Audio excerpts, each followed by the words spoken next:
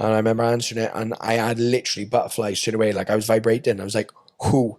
He's like, why do you think I'm calling you? But I said, don't mind me up, who? He said, it's a big name. He said, massive name in the UFC. He said, a lightweight.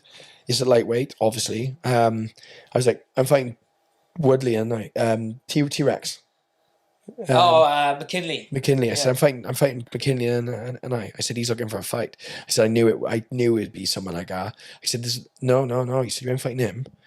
I said, big fight, lightweight at the minute. I said, ooh, because there's no vets. He said, no, he's a veteran. He said, he's a lot older. Some man, they wanna chat shit till I knock them ain't like I'm Jack Shaw. Rolls back, my flow sharp like a hacksaw. Right, we're back. Episode whatever. I don't know. Whatever. But we're back with the Cage Warriors champ, and now, well, not newly, but back in the UFC. Back coming off a win over Jeremy Stevens. The Dragon, Mason Jones. Yeah, nice. How's that for an intro? Perfect. Good? Perfect, yeah. I loved it, yeah. Especially the numbers. It's good to be back and it's good to be on. Like, I know we talked about this a few times, but yeah, it's nice to be back on. Good man. Obviously, I've known you probably, 25 years, I expect, but some people may not know you as well as I do. So first thing I want to ask, just tell us a little bit how are you going to martial arts? What was your first taste? Obviously, I know you come from a traditional background like I do, but what was your first taste of martial arts? Was it a case like of your old man just chucking you into as a kid just to do something? Watching on the TV? What was it? My martial arts career started through football, to be honest. My brothers are all avid football players, so they tried to get me into football, and I just couldn't do it. They said the last straw was they played it was supposed to be like a fun game for 7-year-olds, and there was a girl on the field who was my cousin, and I double-footed her to the point of where they were like, they're going to have to send him off. So they were like, it was just an embarrassment. So they knew football wasn't for me. I was just an aggressive kid, and I wanted to be either an army man or I wanted to be a fighter. So they took me to Glenavon, the Carls, because Carl's always been good friends with my old man and to the family and stuff, and asked if I could train. Carl said no, it was adults only, leave it a few years till I was a teenager and they could bring me back, but I didn't want to wait. So there was a small martial arts gym over Abbotsleary, took me over Falcons, and obviously your old man was there and different things, and I ended up meeting Jack and everyone was there, until you blew the club up, obviously. I know your old man had the same sort of relationship with Heath in the end as I did, sort of forced out. It was just... It's funny looking back at the Falcons days, isn't it? Because when you look back at some of the names that was through the door... It never should have gone the way it did. It never should have gone the way it did. It's some of the biggest names in Welsh MMA. Like you said, you got... Jack Marshman. You got even if you go even further back, you got Joe Duffy, who I know he's Irish, Joe, but to us he was one of the boys. Like my old man, one of the most probably notarized coaches in the UK. Yeah. Started training there. You, me, Jack Marshman. There's so many good, talented guys. And I remember looking back, I was talking about this the other day with my old man. I remember looking back and thinking, even back all those years ago, when he was as raw as it was, there were some talented fucking lads there. Self-defense class. Yeah. Like Duffy, I remember Duffy being 14, beating up full grown men. He was one of the first guys you kind of looked up to. He reminds me of Owen O'Flanagan. You always have. Owen's the same. I trained with Owen multiple times, and Owen's a good coach, but he does stuff, and he can just get it. Yeah. And he just he does stuff, and it's just you try and get him to explain. A lot of times they just get it. It just clicks. When I trained out in one of the ATT throw-offs when I was a kid, I remember the coach saying he's seen John Jones the same, and he was the same. He could just do it, no background. And he was one of them, Joe, when he was clean. You see certain boys in the gym, even nowadays, where you're it's not a matter of if he gets to the top, it's just when he gets to the top. And he always had that, what the kids call aura these days, isn't it? But he always had that about him. You watch his fight against Dustin Poirier. Dustin literally was just so he knew, because he come out and he did enough to beat him. Yeah, wrestled him, didn't he? Just pinned him on the cage. and just wouldn't commit to anything, which wasn't like Dustin then, and it wasn't like Dustin now. So you could tell, like, and that was the thing. He had that range, he had the power, he had the ability. He's a lovely guy. I think he ended up taking his ribs went in the end. And his hands, he always struggled with his hands as well. Yeah. But he's one of the nicest. Again, he was one of them, like those characters. Again, we get him in all the gyms doing across. If you look at them in a bar, you think he's that dream. God. And then Glasses on. Yeah, always wears glasses. You try your luck, you'll have a rude away. So what did you start in? Was the same? You started in the kickboxing? Kickboxing, I started, and then kickboxing. My old man wanted me to do judo, so we started judo. That's right. You went off it for a little bit, didn't you? On judo. Well, I'm still doing it. That was one of the reasons I left Falcons in the end, because my old man didn't push in. He was like, "Oh, there's a judo gym starting in Blam, and you should get into judo." I've been looking into it. He said the wrestling in the UK is crap. He's like, "You should do judo." He's like, "I don't think you understand how competitive it is," because I was winning everything. Like the kickboxing comps we did, the traditional stuff we did, the BJJ stuff, and there was nothing. So he's like, "You need to do judo." So I disagreed. I told him he was wrong. So we went to a small gym. Did a little bit with Dave's Betty, old Dave, and I remember going to my first judo competition, and it was only a local Welsh comp, and I was competitive, but there was boys there who were like, who was good. So then that was the whole thing for him, because I was just double legging everyone, because you could do it back then. I think I lost in the final against some boys who were quite well, and then Dave was like, "Oh, like we should put him for the Welsh." Went in for the Welsh, and I lost like midway. I think it was like, because judo comps at the time, like even derbies, like local ones, there was like you getting like in your weight class like 12 entries, the way jiu-jitsu is now, and then.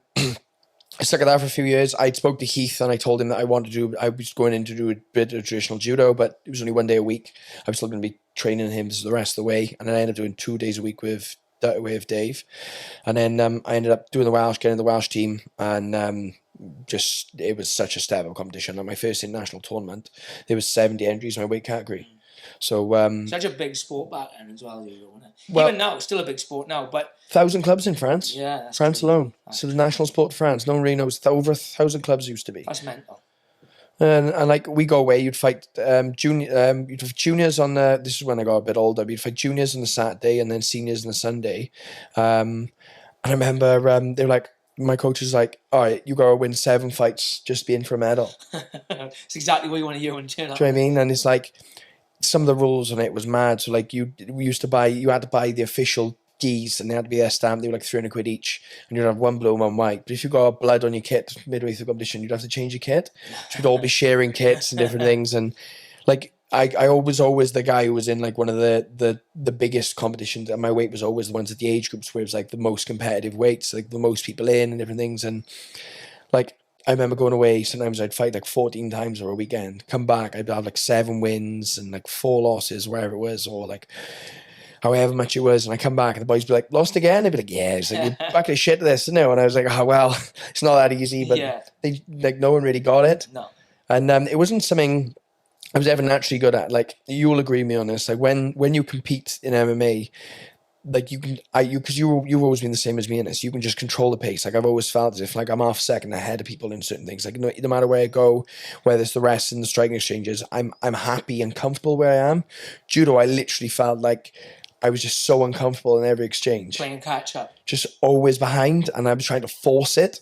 And I hated every minute of it. I hated it, but I knew the benefits of it was going to be such a thing. And like, I ended up winning a national title in it, which was massive at the time. It was cadet, but I won. I ended up medaling in like a European Cup level, not a European Cup, a European Cup level. And that was my ceiling really with judo. But it was just like, you're so used to losing. It's just by the time you step into fight, who cares? It's obviously had a big effect, I think, though, on your MMA game in terms of like, there's not one successful judo fighter I know that's not tough, not physically tough, not mentally tough. We got a couple in the gym, and even the boys who don't fight MMA, just the boys who now doing like Ari, who's in the British team. He just does the BJJ, and like.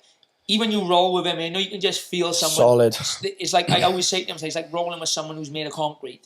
Like, you'll trap an arm and you think, how the fuck am I going to break it? He's just, I think it's such a physically it's a bit like wrestling in a way. It's such a physically demanding sport that it's impossible to do it at a decent level and not toughen you up. And IQ is a massive thing. So, like the whole thing of like breaking fighters down and trying to find game plans and stuff was something we did at like 15. Yeah. My coach would literally like be looking at some of the draws, because they'd release the draw early for some of the European things. Looking at some of the fights in your weight, and he'd be programming like strategies. Now you have to beat these guys if you get them in a draw, especially. The seeded fighters fight the highest ranking would always get the lowest rank in the first couple of draws. So like you always knew you'd be like first fight in, you'd be fighting like the world champion or something. So we'd be going through these draws and stuff and like game plan and stuff. And Craig fought on the weekend Polaris, and it was just a perfect example of why I've always had him in my corner, because literally 2 weeks or 3 weeks out from the comp, he was like, fighting this guy from this gym, he's going to do this, and I'm probably going to do this. So we run through that. This is something else he could probably do, so we run through that. And there was like 4 things he ran through with answers to it. And the boy hit him with every single one, and he counted every single one of them. It's crazy, even at the highest level, how many people still don't really do a great deal of game planning.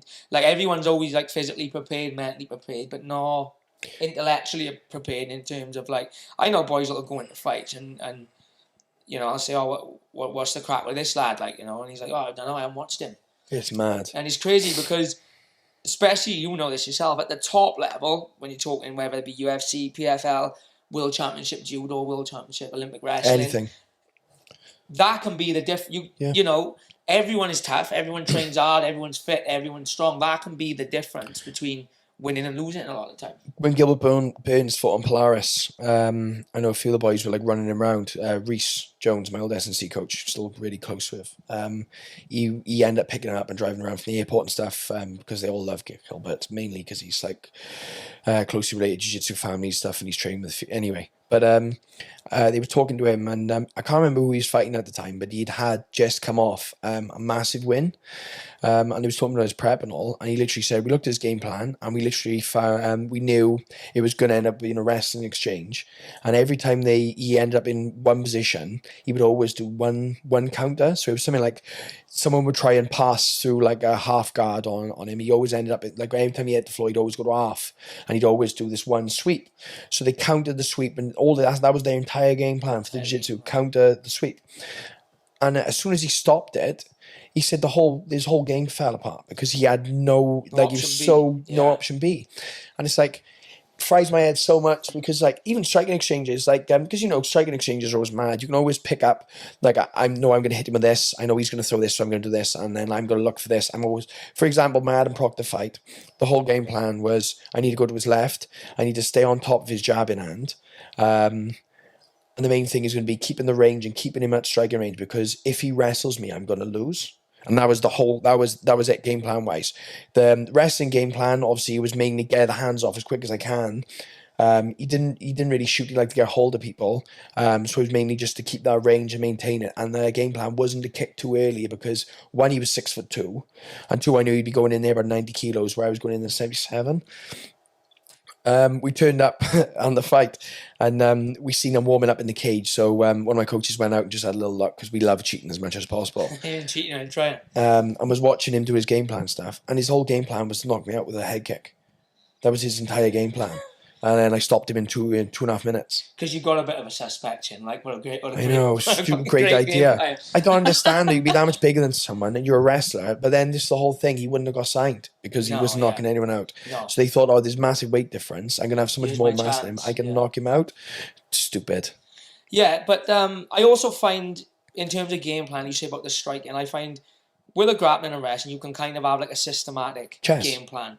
However, I do find a lot of see if you agree with the striking. Yes.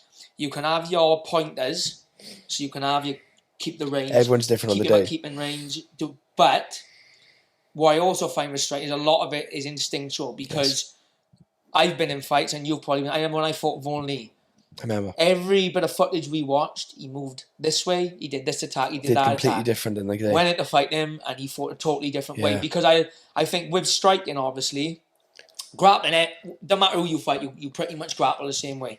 I think with striking, they got a style, but their style may fight someone your body shape this is what I was different to gonna say. someone who is 6 foot. So then I think it becomes more instinctual then. They game plan against you as well. So like, course they do, yeah. so like the whole game plan and certain things is like they're going to go one way and they're going to cut you off, and they think you're open to this. They think you'd be open to that, and it just doesn't always line up. Like the Jeremy Stevens fight, when 90% game plan perfect. The only thing I did wrong is we had programmed tactical stuff to stop the calf kicks. Almost cost me the fight because I couldn't stop the calf kicks. Yeah. When I fought in Dublin, Cage Warriors, I fought the boy with the afro. I can't remember his name. Fight night, we come out. After we did the face-to-face and all, and we watched some more footage just before, because we would do on the day. I won't read, I won't watch TV, nothing on the fight day. I just chill. And we looked at it a little bit before just to go through stuff, and I was like, I think I'm going to work off the calf. And he was like, that's not the game plan. And I was like, no, I think I'm going to work off the calf kick, mainly because stylistically, because I trained with a boy who trained exactly like him. I think I'm going to work off that. And because I couldn't settle. And then warmed up, and I used Craig, and I just worked off the calf kick. And as soon as I went in there, I started throwing the oblique, worked off the oblique, sorry, not the calf, worked off the oblique, and shut it down. Sometimes you've got to, when you've been doing it as long as you have, you've got to, also, as great as it is to have a game plan, sometimes when you're in there, if something you've got to change it on the fly and it starts working, you've got to have. You always got to have a plan B and a plan C. Yeah, and you got to have a plan. Who the fuck knows? Yeah, you got to have a plan. I remember similar thing. I fought Hunter Azura in Vegas. I remember. Good level wrestler. The plan was keep it on the feet, keep him at range, just basically outpoint him. First round was a bit of a wrestle fest. Ended up taking him down, and ended up blowing my arms up. And I remember thinking, well, my arms are blown up, but I know I can take him down. Do I want to risk, because he had a bit of power, do I want to risk staying at range and getting clipped because my hands are because my arms are blown up? You've got to be able to adapt it on the fly, haven't you? But to get back to our point, obviously, skip it on from the judo a bit. What a lot of people may or may not know is you didn't actually have a amateur MMA career. No. You jumped straight to... I had one fight. Pro. You had one amateur fight? I had one amateur fight. No headshot? No. No. Remember? Yeah, but that was only because the pro fight fell through. Yeah, you were. Yeah. It was on.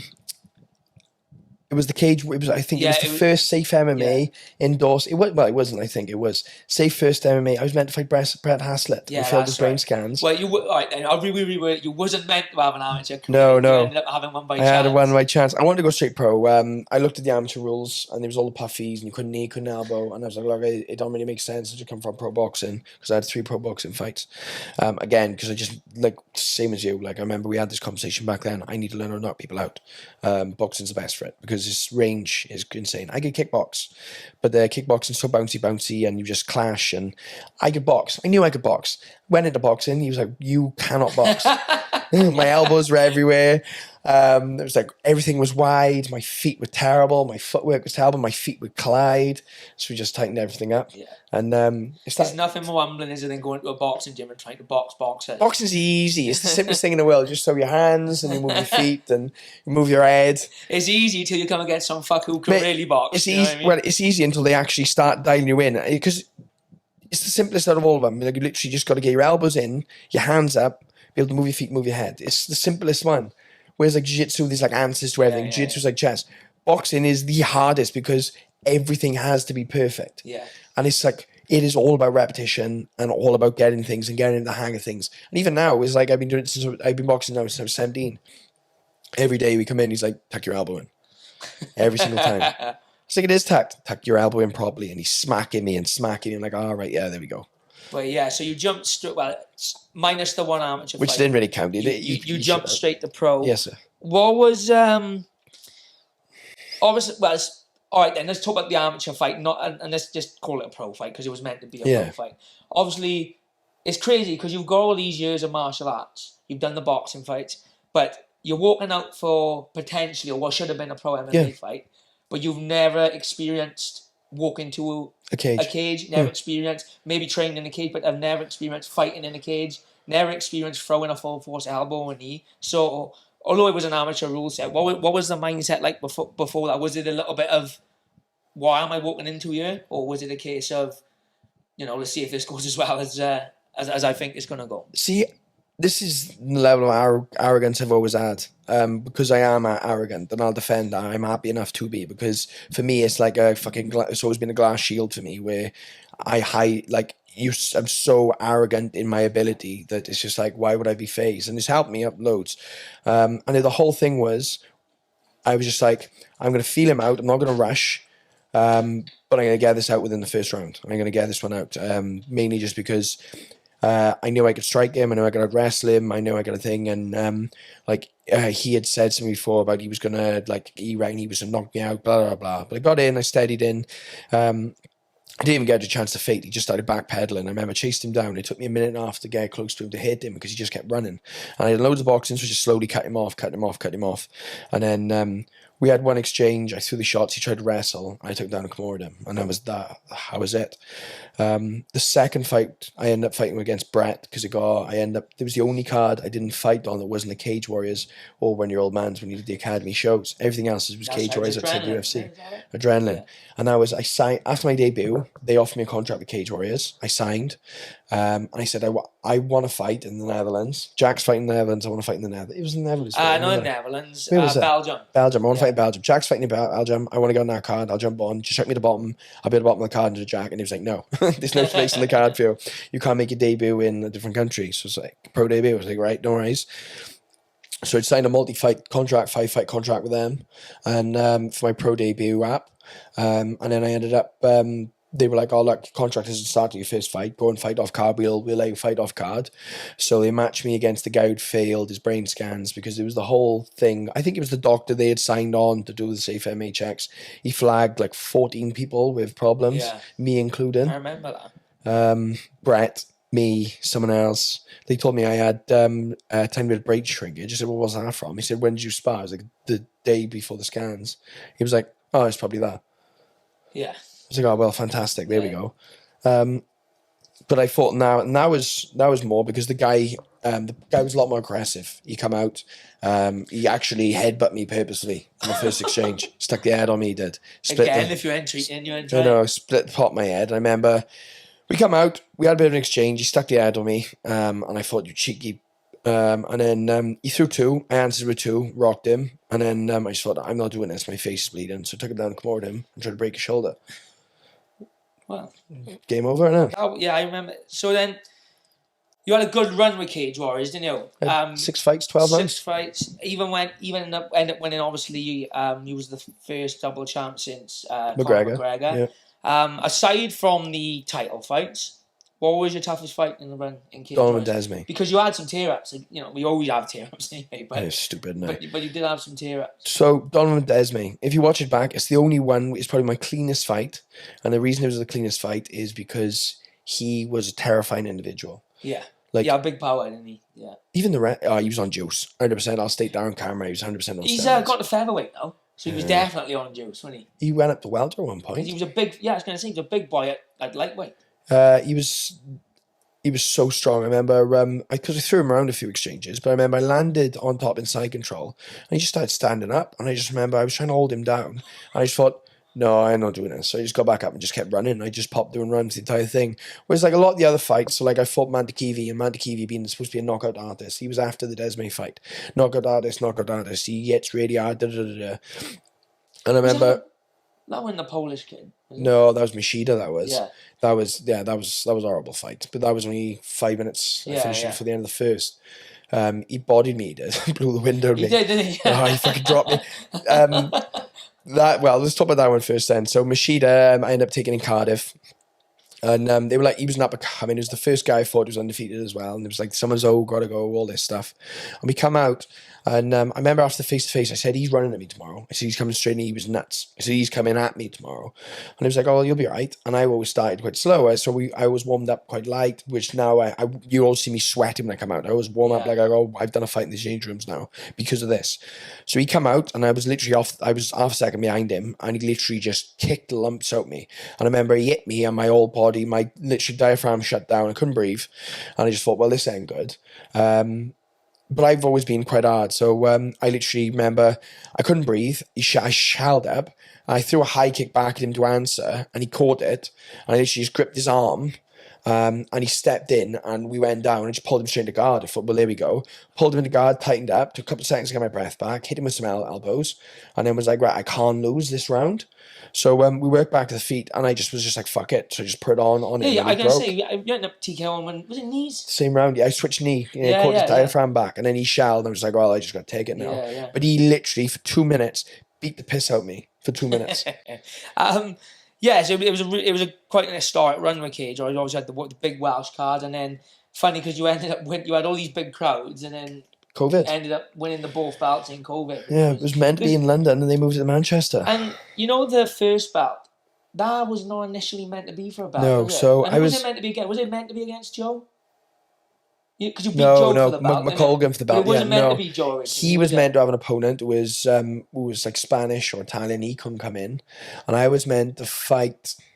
The boy I was meant to fight pulled out. I can't remember who it was, but he rang me and said, "Look, Joe McColgan needs an opponent. It is out. You need an opponent. You're fighting Joe." I was like, "Okay." I said, "There's no problem," and he was like, "Oh, because it is a big stepping competition, we're going to put the title on the line," and I was like, "Oh, cool, happy days." Extra 2 rounds after There we the go. deal with. But then the 2 rounds, like I've never struggled with gas. Like I've always, even though I'd always look exhausted lately in the UFC stuff, it's different with that. Like I was always like my pace. I'm always good in the deeper rounds. I've always had a good gas tank when it comes to endurance. So I'm better at that than I am at sprinting. So it was never a problem. And we come out. We done loads of game plan on him. Again, I remember we had a wrestling exchange with him, and he's the weirdest shaped guy. Like his shoulders were so big, and he had this sort of like hunched over back with this massive back. I remember I wrestled with him like an over and under grip where I was going to try and take him down. And I changed my levels, and I was just like, he's just so solid. So I just released him, went back to punch him in the face. He was a real good boxer, but I was watching him fight. I think he was only 2-0 at the time, and he fought Peter Queeley on Bama. And Peter Queeley at the time had a name, obviously McGregor's sparring partner, Bellator, this and that. And I remember the same thing there. You can just see Queeley, I think, must have thought, I'll just manhandle him and take him down. And he's so he strong. Get him down. Remember he fought, who's the guy from Nails? What was his name? Frango. Frango. Yeah. He fought Frango in Cardiff. That was, who did I fight in that one? That was when I fought, not Luther, it was the other one. But I remember he fought in that card, and he put holes in Frango. Yeah. He was a good fucking fighter, Joe. Real good fighter. Because Desmond was on that card, Joe was on that card. Yeah. I remember I wrote a list of them all down. Names on the fight was Paddy, Joe McColgan, Dom, Desmond. There was Sorenbach, and there's another name on it. Obviously, it's always the future, but I was always it could happen in the future. But that was always the fight I wanted to see Cage on. Me and Paddy. Do you ever get a bit of like, I wish that one didn't necessarily get away? I yes and no. Like it was unrealistic for it to happen anyway, wasn't it? Because you both managed by Graham. He's improved a lot since Cage Warriors as well, which like the level, like to do what he did with Green is insane. And like I watched that live, and I know you see the jiu-jitsu side the way I do. Like to finish the way he did, was so clinical. He's everyone can say what they want about Paddy. He can't strike, man. They can slate his stand up. He can't strike. You can slate him wherever you want, but he's hard as nails, and his jiu-jitsu and wrestling is insane. Half a submission on you, or sniff, or a dominant position like your back, or mount like he did against Chandler, he's probably going to finish you because I say this to people, like, I don't think people quite understand that his grappling is elite level. Yeah. Like, I watched him live when he was like a featherweight, and I remember watching him fight a French guy. I can't remember the guy's name. He was in London. The guy was 10-0, and everyone was like, "Fucking hell!" And he cracked Paddy, put him down. He always gets put down, doesn't he, in the first round? And the minute he got on the floor, he just sliced him to pieces, sliced through his guard, took his back easy, and it was just like, clean. You can say what you want about him, but his ground game is. But I bet back, you must look back on that, especially seeing Ray's now and think, I wish I maybe got the. I thought it's one of the things I've never really like. I just always want to get in some scraps, and looking at the way he fights and stuff, and what he's done for himself. Would have been a good fight though. It would have been a good fight. Style versus style. I think I could have cracked him. I think I would have, because my wrestling defense is strong. My wrestling's good. I wouldn't have worried about that, and I think I'd put him away. But you got to believe stuff like that. Do you know what I mean? Like if I sat there and said, "Oh no, he'd sub me," I just don't believe he could. And that's the way obviously he would see it the same way. But it's nice to see someone do well. And after he fought in London, when there was one I was injured for. When I think you fought in that card. Yeah, you did. I seen you in the after party. Oh yeah, against it was the first one in London after COVID. Wasn't it? You dropped that boy, didn't you? Fought Valia. Beat the piss out of Valiev. I remember I went and spoke to him afterwards, and he sort of looked at me because he thought, "Oh, here we go. What's he going to say now?" And I shook his hand and said, "Congratulations." I said, "Superstar." I said, "There we go." I said, we would have had a great fight." I said, "Don't think it's going to happen now." And he just laughed. And I said, "Wish you all the success." Shook his hand and left it there. He's a good lad, Paddy, as well. He's a good guy. Like people, I know you got a persona. He's just a scouser. They're all the same. You know, he's a good guy. He's a lovely guy. He's just a scouser, and people get like confused. And it's like, well, like I got a lot of friends who are scousers and different things. My missus trained up there a lot. They're just the type of people they are. Like they're prickly people. But he's literally, he can, if you needed anything, and Molly's the same. If you need anything off them, they're up there to help anytime. Obviously, so you got the call for the UFC. First run didn't really go probably how you would have hoped, how you would have expected it to go. I just had 4 shit performances. Yeah, so that's not me saying you did. No, but that's a fair Fight Island. Yeah. I debuted Fight Island. 2-1, wasn't it? It was one. No, one win, 2 losses. 2 losses and 1 no contest. And 1 no contest, yeah. Yeah, so it was a weird thing because I lost my debut against Mike and I still think I won that fight. I beat him on the stats and stuff. It was literally the last 10 seconds of the exchanges. He was just throwing more. Big puncher? Not really, no. So my eye was massively swollen, which is they call some damage. He broke his thumb in my eye socket. Okay. Which is weird. But I remember at one part, we had an exchange and remember a PC shuts down where it literally just goes top to bottom, goes black? Yeah. My eye literally just dropped in my eye socket and it wouldn't come back up. And I thought, what the I thought, I just broke my eye socket. And it was in an exchange. My gum shield come out of my mouth and he sort of flinched. And he looked at me and I looked at him. We both looked at the ref and I had one eye work and the other one was literally, I just couldn't see anything out. It was black, completely black. I thought, I don't know where my eyeball's gone. And it was such a weird feeling. And you don't feel anything. Like I don't feel anything in it. It's just... nothing. Like, and I just knew something was wrong. And I remember looking at him, my gum shield, and the ref was like, "Go." So I just tucked the chin and swung. I thought, "Oh, here we go." And we got out the shield, like, and we had that exchange. And then my eye just started to lift back up, and the colour started to come back. And I thought, "Oh, well, that's fine." And I spoke to him after it, and he was like, "Oh yeah, I broke my thumb." He said in that exchange, he said my thumb broke. And when I watched it back, his thumb broke in my eye socket. Yeah. And then my eye was swollen, my eye was swollen up close. So I had a falling out with the medical team after it because they cleared me. The doctor did check my eye socket. Was like, "There's no breaks or anything." He said, "You just got a lot swelling." He said, "You've got a tiny bit of damage to your eye, your actual eyeball." He said, "You must have caught a glove or something," but obviously it was his thumb. Which nothing to do with that. It's not like he fucking poked like Alan Patrick where I did and poked fingers in his eyes. It just happened in an exchange. But obviously they give him the win on damage, and he was like, "Well, I had more stats, I this and that, and I'll fight that one until I die." But I lost that. We had a bonus. I messed all the accounts up because the UFC, they're not the best when it comes to sorting stuff. And I think like I hadn't sorted my business account out in time, so I was messaging him, and Graham was saying, "Look, hold off. He's just going to do this. Just hold the payment." Got the business account up, sent my business details, said, "Oh, you're able to authorize payment now. He's ready to go," and they paid back into my personal account. Awesome. Thank you so much. Appreciate that. Here's 40% of fucking HMRC straight away. Well, it was more so to do with they paid in dollars and I had a UK British account, so I ended up hitting my HSBC. The exchange rate was terrible. Yeah. I got fined on it. They fined thousands. I ended up, I think they ended up with something like 20 grand, I think, of $50,000. Crazy. Ended up taking out like half it was gone with fees and stuff. And obviously, we're being Fight Island. There would have been no like foreign tax on it. No, income tax. 50,000 in the account. Yeah.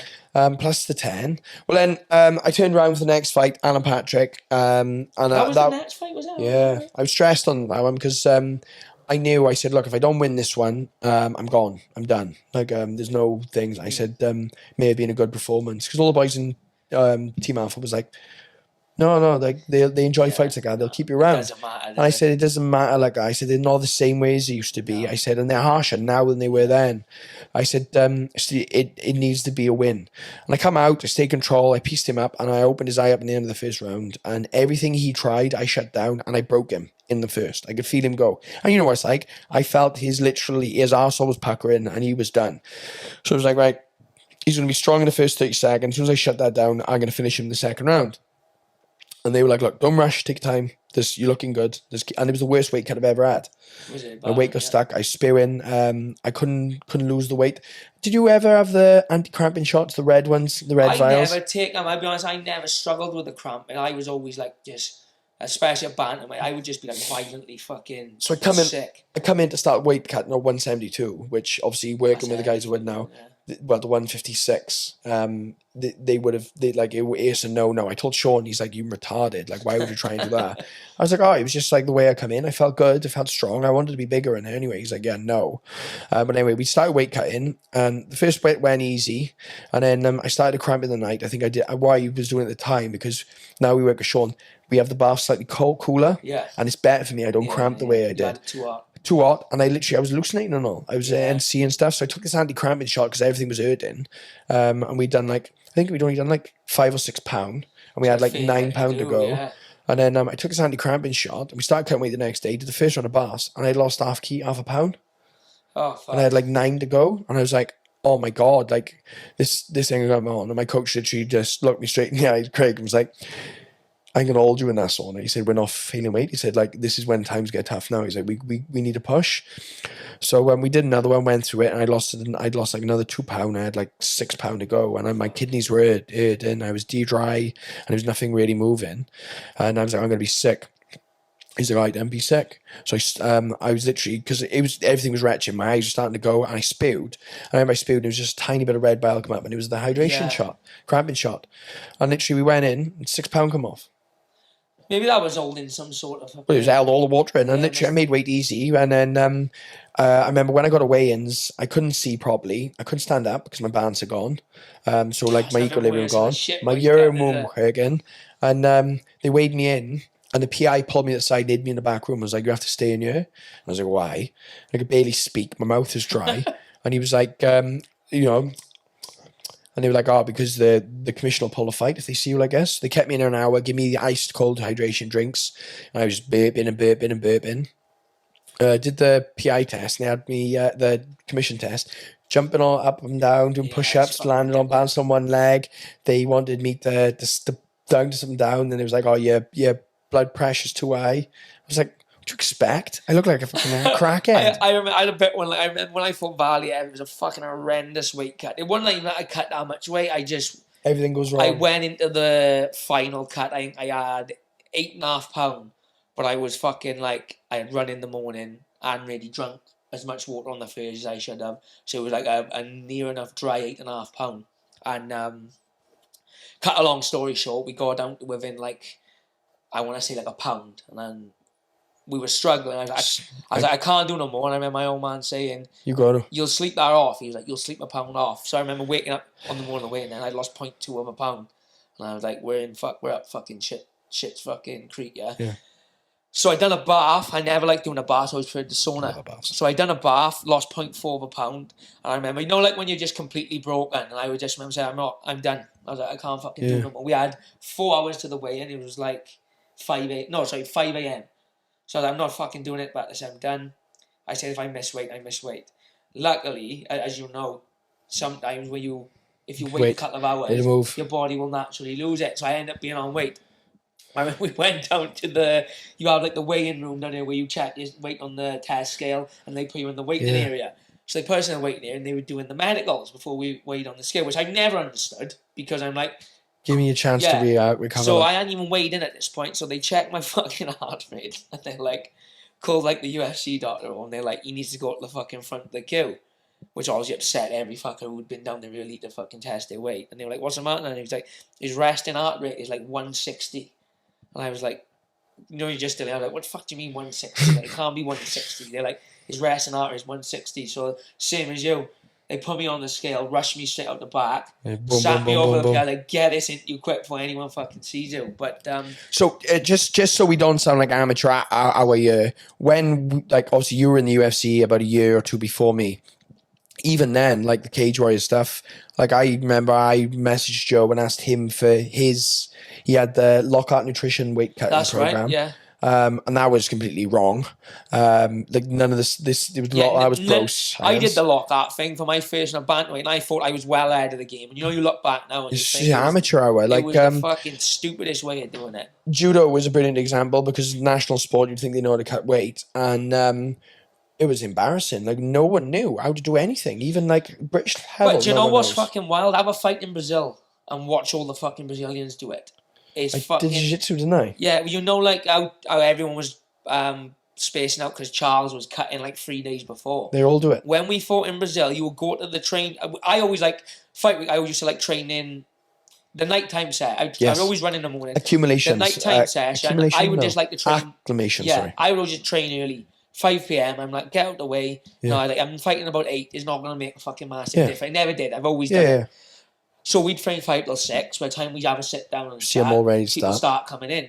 And it's like fucking Tuesday and they're like sauna suit on, fucking bobble hat, hitting the pads in the sauna, fucking in the wrap up. And you're like, boys, it's fucking Tuesday. And you go up to the gym for a run, they're running in sauna suits, dying on their ass. Even now, with like the PI, doing what the PI does, and you have all these studies coming out, and there's so many kids who are interested who won't fight, but they'll do the science side of things. And it's like, it's incredible. Like, even working with Sean, like, Sean's better than the PI in every aspect of things. So I've worked purely with the PI, and they'll throw general programs that do a lot, whereas having someone personalized makes a hell of a difference. Yeah, my last 3 I did with Paul Reed. Yeah. And he's very much the same. It was the best I've ever felt going into a fight. But yeah, sorry to go off on a tangent. So you poke fucking Patrick in the eye. Then the fight after that, you end up getting a win. But you was ill for that fight as well. When you was against Ronaldo, wasn't it? Oh, it was the worst performance of my life.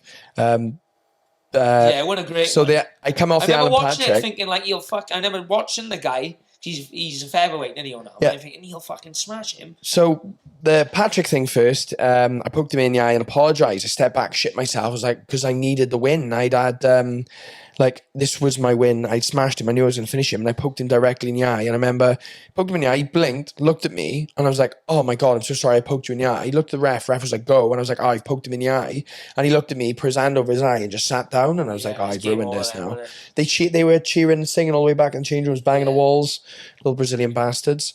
And then the next fight that turned up, I had to have a COVID vaccination because we were stuck, and they were like bringing all these rules in. They was like, if you can't travel with the COVID vaccines and different things, and so I had it done in the US. I had the 2 jabs I needed. It ruined my lungs. I couldn't breathe, and then I ended up coming into fight week. I had a torn meniscus. Obviously, that happened in the fight, so I am lying. Yeah.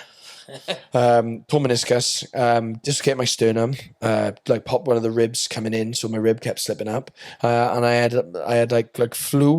I want to say like flu, but like chesty lungs where I couldn't breathe properly. And I remember I come out and I was like, oh, I'm gonna break this guy's strike, and he hits hard, blah blah blah. He's like, I'll tear him apart. So we come out first exchange, and I rocked him with the first 3. And I remember just driving 3 down the pipe, 1, 2 on the left hook, and I clipped him, and he sort of had a little bit of a stumble. I thought I got him, went to step in, I just couldn't breathe. Yeah, couldn't suck anything in. And I just run out of gas. And I was like, oh my God. And I thought, you have this overwhelming moment of panic because like, obviously you're like almost like out of body experience where you're like, what am I going to do? So it's like, right, I just blast double him.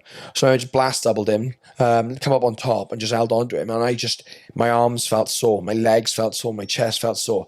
And I just held on for dear life. I kept the top position, maintained, dragged the hip down.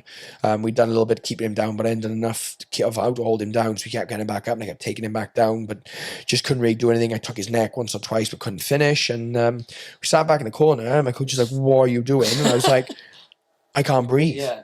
And they all started looking at me. I was like, what do you mean? I was like, I can't breathe. I couldn't catch a breath in the corner. They were toweling me down. I was like, I'm in a mess. They all just looked at me, and my Craig, my jiu-jitsu coach, just looked at me, laughed and said, just win. Yeah. Just win. Cheers, Craig. Well, that's it. There was no need for like, oh, we're going to go out and do this and that, because like they could see from the first round I knew I could take him down. I knew how to do that. The game plan was out the window because I couldn't breathe. And sometimes you just need someone just to turn around and be like, pull yourself together and just get the job done. In all fairness, He's aged pretty well, that win, because he's doing really well now, isn't he? He's lost 2 out of 9 fights. Yeah, he's ranked, I believe. He was ranked at featherweight. He had a big win against, I can't remember who it was. Me and Nate Ludwig, I think. I'm sure he won his last couple. Yeah, and Nate he's a Ludwig. good lad. Obviously, anyway, we'll jump forward a little bit. You end up moving away from the UFC, went back to Cage Warriors. What was the... So...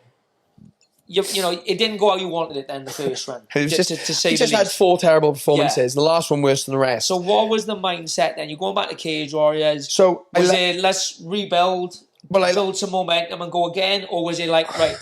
Let's just say how it is. Cage Warriors is a step down in competition massively from the UFC. So was it a case of we're going to take a little bit of a step down here? It gives me a chance to refine a few things, find my feet a little bit more. I fought 4 fights out. We sat. Graham sat down with Sean, and he rang me, and he said, "Look, mate, I'm not lying to you." He said, "I want you to believe I'm not lying to you." He said, "Sean says you deserve to be in the UFC. There's a position there for you, just not at the moment." He said, he kept saying I deserve to be there, and he's like, "We'll give him a contract." And he's like, "Look, we can't bump him up. At the minute, we have to make cuts." He said, I have to cut the numbers down. He said, we want to offer him a contract, but where is the moment? We just need to get him a win and we'll offer him a new contract. I had already was going through a load of shit back home as well. With I had a load of people who were just sort of basically telling me I should just give up, that I didn't deserve to be there, and more so it was just close relatives and friends, and not the boys. The boys are all good, but it was just everyone else, and everything sort of turns on. I was like, "Oh, you're never that good anyway." It was the whole thing, and that's how I went goes, through though. it. We've talked about this before we put the camera on, don't we? That's how it goes when you lose. It's a great sport. And it has got a lot of great fans, but there's a lot of fickle ones as well. No one wants you to do well. Otherwise, everyone who says they want you to do well, the same people who just want to turn on in the next minute. I won fucking 28 in a row, and then you lose one. It's like, he's still shit. He wasn't that fucking shit. good. He's never that good anyway. You know, shit, man. I've always said it. You know what I mean? And then it's like... We knew how Jack couldn't fight. Yeah. I am what? Yeah. Do you know? What planet, But, so you ended up going back to Cage Warriors then. Well, this is the thing. So the whole plan wasn't to go back to Cage Warriors. They said you need 1 fight. So Graham came back to me and I said, "Look, I'm not fighting on Cage Warriors." I said, I'm not going to do it. So they'd offered me the Ultimate Fighter. The same time we were negotiating, they were offering me the Ultimate Fighter. That was a McGregor series. Well, we didn't know. So they come back with the Ultimate Fighter. I sent it to Graham. Graham said, "Well, do you want to do it or not?" Because Casting contacted me. And I was like, "Not really." He was like, "You don't need to do it." He's like, "Just hold on." He said, "Worst going to worst, we'll take a card on one of Aries and Octagon offering contracts. We'll take a 1 fight deal. Get you out there. And then we'll have you back." Happy days. So he was negotiating with Aries and Octagon, were offering silly money and Brave. And then they come back and he announced it was McGregor thing. Graham rang me and was like, "Tell him you'll take it." He was like, "That will do silly numbers." He was like, "You'll be back." He said, as soon as you win that, he said, they'll give you the media train. So I contacted him back and the casting was like, "Yeah, no." No. So I went in the US because I was out there to do the casting stuff anyway, and I ended up blowing my knee. One of the boys in Team Alpha Male who had had a bad run of fights in the UFC, where they'd offered me a knee sort of when I was on my first contract, and I said I'd fight him, and he didn't like it. So when I went back out to train, he literally blew my knee. He did.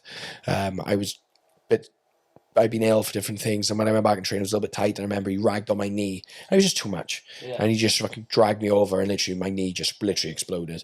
So I went home, had surgery, got fixed on that, and we were speaking to Aries, speaking to Octagon, we were speaking to someone else, and they were offering silly money, multi-fight deals, and Graham was like, "Look, he's only taking 1 fight deal," and they were like, we can't do the money. He's like, "No, the money is fixed. That is the option. If you want him on, it's that much money for a fight." "Oh, well, 1 fight contract, he fights this guy." And he's like, "So-and-so, the Grey Wolf, some juiced up Azzy." I remember sending me the fucking... I was like, "I'm not fighting those guys. It's okay." It was like, "But I beat those guys, but you're offering me 20K. Yeah.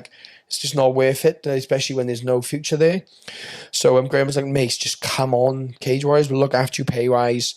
It won't be as much, but it'll be about the same amount you were on. We'll get it all nailed. And then, you just need 1 good fight and you're in." And then we had the 1 fight, and he come back and Sean was like, "Oh, look, this still thing." He was like, "We're going to need 1 more." And then I had another one, got that one done. And he was like, "Oh, you need 1 more." And then they mashed me against Bryce. in Logan Bryce in San Diego. She's like, look, you're not going to earn any money on this fight. Come out and fight. Your visa will be cleared. They'll put your visa through Cage Warriors like we did last time under me. And he said by the time they sign UFC, then your visa, the same as you were at the time, won't be there. And it's renewal. Well, because the politics had changed, I kept getting my visa denied. And I was like, well... He's like, the lawyer's telling me it shouldn't be again denied. Went through this process, it was delayed, and I come up to fight like literally 2 weeks before, and I had no visa. And he's like, oh, what we're going to do, he's like, they're going to keep the visa thing go through. You'll just get paid like a week after the fight instead of the day. I was like, right, sound, no worries. Started paying for everything, paid for the flights, put on my card, all these different things, and then my card bounced. And apparently they take the flight pay. So I paid the flight first before I did all my medicals and stuff. And we had a problem where one of the payments ended up going out twice. When the flight went hit, I was over my limit, and they bounced the flights. So I had to rebook on the day, and the flight was like twice as expensive. So I ended up paying like $2,000 to get the coaches out. So I was like, oh, it doesn't matter, because by the time I get paid, it will cover all the expenses I've paid. So it doesn't matter. I won't earn no money, but I'll have some sponsors anyway, so I'll be okay. And then I got paid 14 months after the fight. Perfect. So that, like, the last fight I had was literally just to clear off, because I had like 18 grand in debt basically in the end. Cleared all that off. But I got the offer after there for the UFC. They offered me can't remember the fella's name now, but lightweight. It was a tough fight. I would have beat him. It's not my kind or something like that. Anyway, but I accepted. I was going to go through, and then they was like, oh, your visa's not going to be through on time. It's not going to happen. So that one fell through. Then I put my name forwards for another one, and they were like, we won this fight. Sean was like, we won you for this fight. Make sure you're fit and ready. We can't offer you the contract yet because I have to offer it to someone on contract first who's put the name forwards, but he's not going to take it. He was like, so that you, like, they're ready for the fight. Perfect. And then they come back and was like, oh, he's taking the fight. The boy lost as well. So perfect. So then there was another one I put my name forwards for, and then I put my name forwards to China, and then I chucked my name in the hat for another one, and they were like, look, we're keeping you in reserve as soon as you're in. So I was on wait for like 8 months. And then Abu Dhabi come up. I accepted a fight against what's his name? The King of Palestine, Al-Saibi or Al-Sebi, wherever his name is. Did he train? He's a kickboxer. The one who beat George, Cage Warriors George. It was the brothers. Hardwick. He beat him on Contender. On Contender, yeah. He's a good kid. Al-Sawabi. Is that the right one? Pointy, and he likes to hit and run. He trained with Bilal, I think that's the right one, yeah. I think so. Well, they all changed to Dubai and all, and Thailand. I don't know. Well, anyway, this guy was decent. Oh, yeah, he changed to Bilal. Yeah. He's decent, but he comes out and he's quite pointy. He was coming off a loss where the guy literally just put him on the back foot, pressured him, and broke him in two. So, like, in the second round, or actually snapped him in two. But so I accepted 5 days, signed all the contracts, signed the multi-fight. Graham rang me and was like, have you signed the multi-fight? I said, yeah. He said, have you sent it? I said, yeah, it should be in your inbox. He said, great. He said, the boys declined. He said he won't fight you on 5 days. But you'd got the contract. Signed the multi-fight. So, cap the letters on the contract. This contract is only void if Mason Jones competes on February the 23rd, wherever it was. So, I was like, great. I was like, I've literally been waiting 8 months. He's like, no. He's like, I'm sorting this. He's like, you've literally put your name forward to 6. You've accepted 5 fights that they've laid you down for. He's like, they'll take this. And literally they come back and it was like, welcome to the UFC. Yeah. Or welcome back. And then I went through all the old period of the drug testing stuff and some of that mad stuff that they're doing now. Welcome back. Here's Jeremy Stevens. You know. And then I had a call. I was sat in my missus' house and the phone went with Graham. And I remember answering it and I had literally butterflies straight away. Like I was vibrating. I was like, who? He's like, why do you think I'm calling you? But I said, don't mind me up. Who? He said, it's a big name. He said, massive name in the UFC. He said, a lightweight. It's a lightweight, obviously. I was like, I'm fighting Woodley and T-Rex. McKinley. I said, I'm fighting McKinley and I said, he's looking for a fight. I said, I knew it'd be someone like that. I said, no. He said, you ain't fighting him. I said, big fight, lightweight at the minute. I said, who? Because there's no vets. He said, no, he's a veteran. He said, he's a lot older. I said, there is no one really at the moment now. Because, do you know what I mean, outside the top 15, there's not. And he was like, oh, Jeremy Stevens. I said, he's not in the UFC. The UFC? He's like, oh, he's coming back for one. He's coming back. And I didn't realise till afterwards that they'd offered him a lot of money, show and win. And he said no, he would take less money, but he wanted, they offered him one chunk as the appearance bonus. And he said no, he would take like 50 or 100 grand less, but he wanted show and win. So I think he was on like 100 or 150, 100. He was on a big chunk. Instead, like they offered him like a 200k flat or like 150 flat, wherever they offered him, or whether it was like 75, whatever it was. But I knew it was quite a lot of money. So they were like, oh, we want someone who's going to beat him, like, and we don't want someone who's going to go out there and just hold him down. They want someone who's going to beat him. I was like, yeah, sounds like fun. I don't mind striking with the biggest hitter at 145.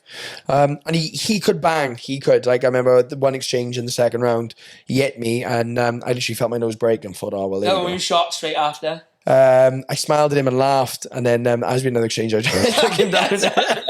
I had to get that one in there, didn't I, on camera? Yeah, I remember we had an exchange, and it was my leg. The main reason was my leg. Like, I didn't mind taking shots on him, but I just couldn't move with him. And I remember I sat too long in the pocket, because all they kept shouting was, what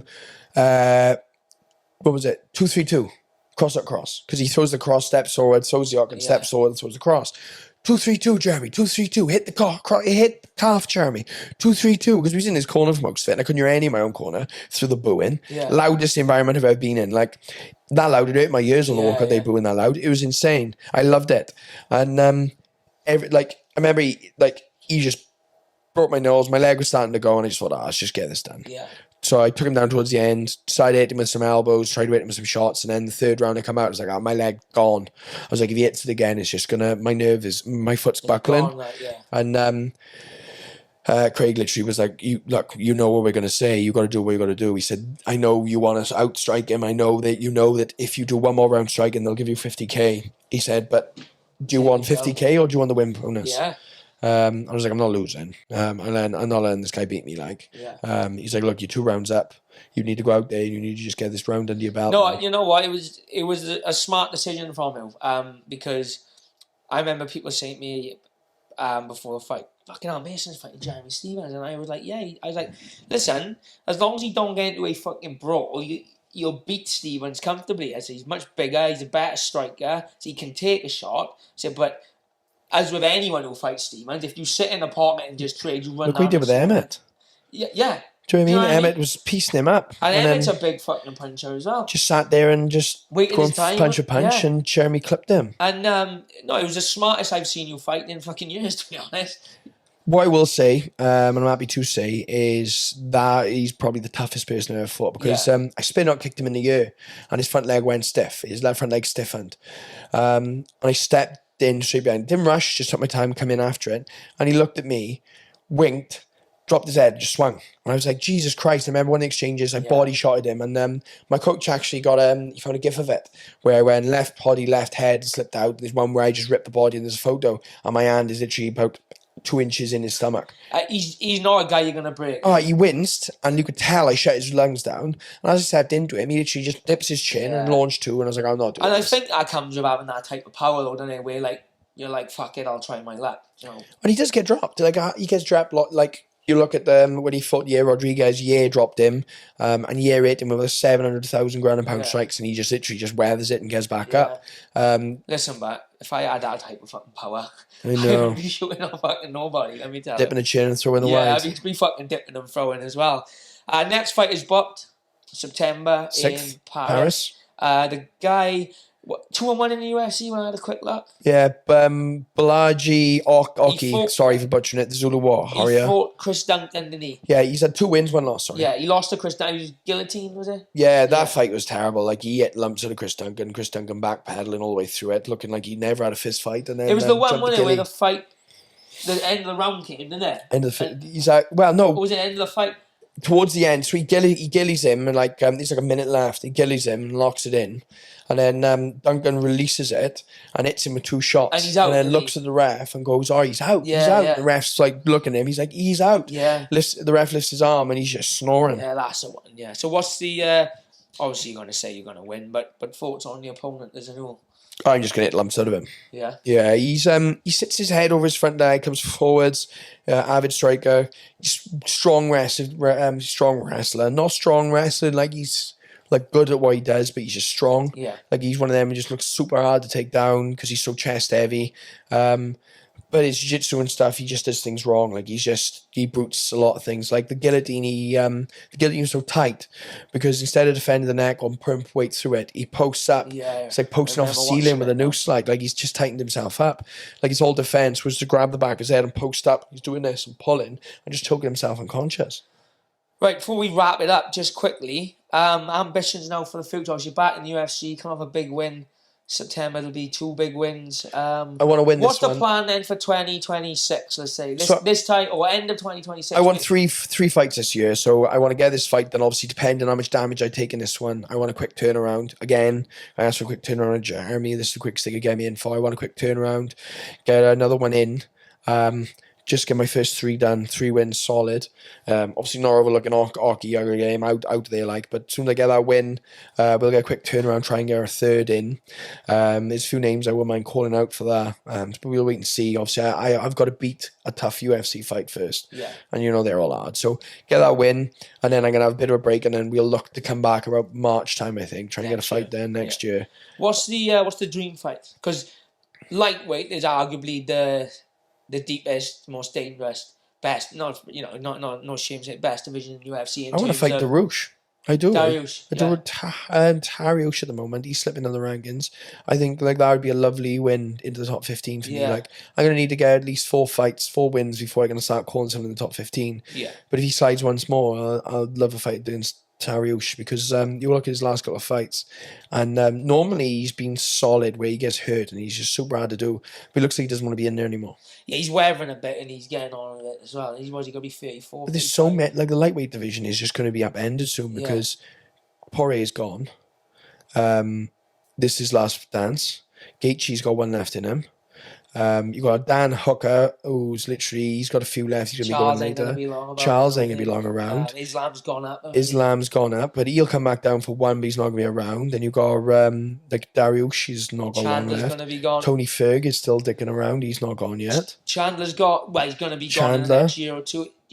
Paddy is young and he was Paddy our age. So you got Mike Cano's a little bit older. Then there's Armand about 31. Diego Moises.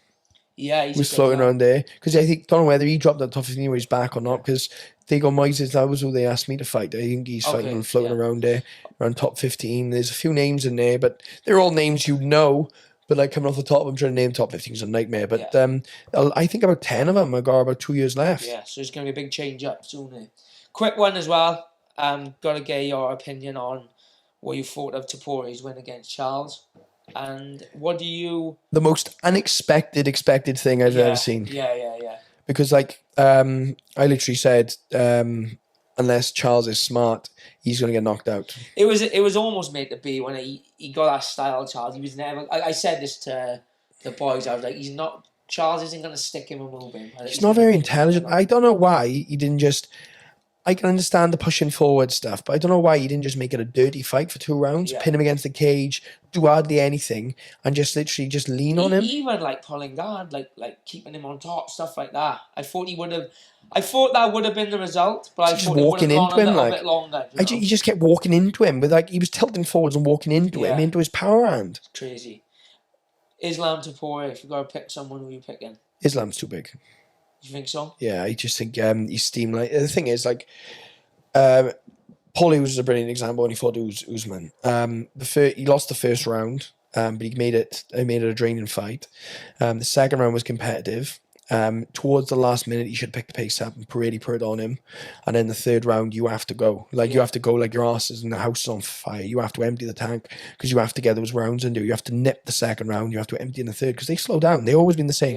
Yeah. They're sprinters. They start strong and then they do tire. But you've just got to blow them out the water. So what are you thinking, that he'll be too big 5 rounds as well. He'll be too big for Topuria to nick those rounds in terms of getting tired and slowing down. You've got to make him uncomfortable, because if you let him get their rhythm, it's like a cyclist thing. They'll just maintain it for the entire race, no problem. Yeah. Islam was brilliant at it. Habib was brilliant at it. I think Habib's the best out of all of them, though. Yeah, me too. And like, it's funny because in terms of well-roundedness, Islam is a much more well-rounded fighter than Khabib. But Khabib was so good at what he did. He's stronger in certain So parts. good at what he did. You knew what was coming. You couldn't stop it. Like, when you asked me then about Islam Topuria, I'm a bit like, I think Topuria could possibly do it. I do. But if you ask me what about Khabib from 2020 fought Topuria, it wouldn't be a doubt in my mind. I don't think there's anyone in the division that could have beat Khabib, and that's just me being honest. People look at the Islam Makhachev fight against Volk, and then they compare that fight to Topuria, and they're like, it's different. You're like, Topuria gonna knock him out. I'm like, he's not gonna fight like that. It's like different. You look at the second matchup where he just went out there and subbed him. Yeah. Is the reason he did that is because he wanted to stand with him. Well. He stood with Volk because he wanted to prove he could knock him out. With Topuria. And it's Volk got a very different style to Topuria. Do you know? Volk got a style where Islam thought he could strike with him.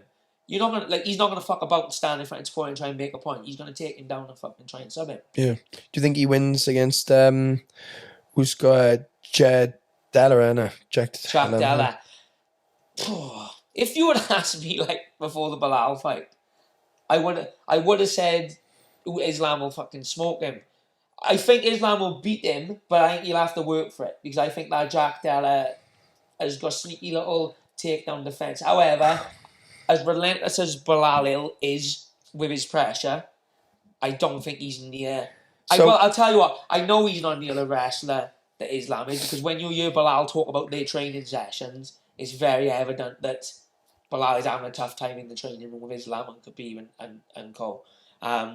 So I think Jack will make it competitive, but I don't think he'd have enough to constantly stop it. So see, I think, sorry to interrupt you. No. I think Islam is a lot more of a threat on the feet to Jack than Bilal. Yes. That's what I think. For me, lightweights are just chunky feathers. That's where we are. We're big, stronger feathers.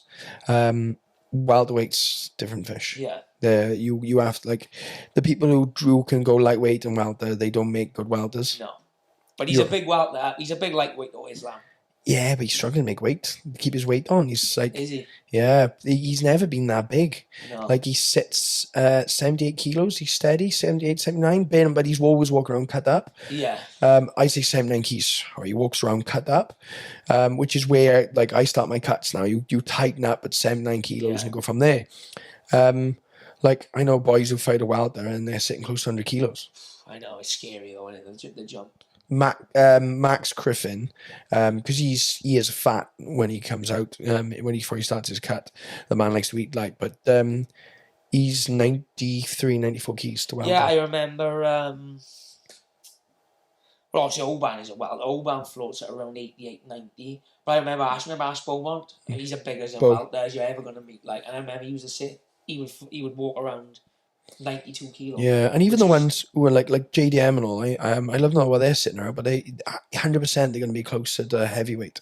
Well, there's not many of them walking around, let's just say, there's not many walking around below 185, is there? Oh, no, Christ, no, I'm 185 when I cut the light. Is that why you walk around at 185? 83 to 185, yeah. Yeah. That's a good cut, though. Yeah, I get fat though. Not like I get fat from eating. I'm the same as you. I look at a pizza and I put on 3 kilos. I stay in year-round diet and Chris, my roommate out in Tam, used to annoy me because he was like, "Oh, come on, we'll go out get some sushi." I was like, "Mate, I can't." No, it's only rice and fish. You'll be fine. I was like, "For you?" Yeah. I was like, "I have to measure everything," and he's like, "No, I'll be fine." It's like Liam, my missus brother Liam, who trains. We both went on holiday together with the family last week. We ate the same food, the same amount all week.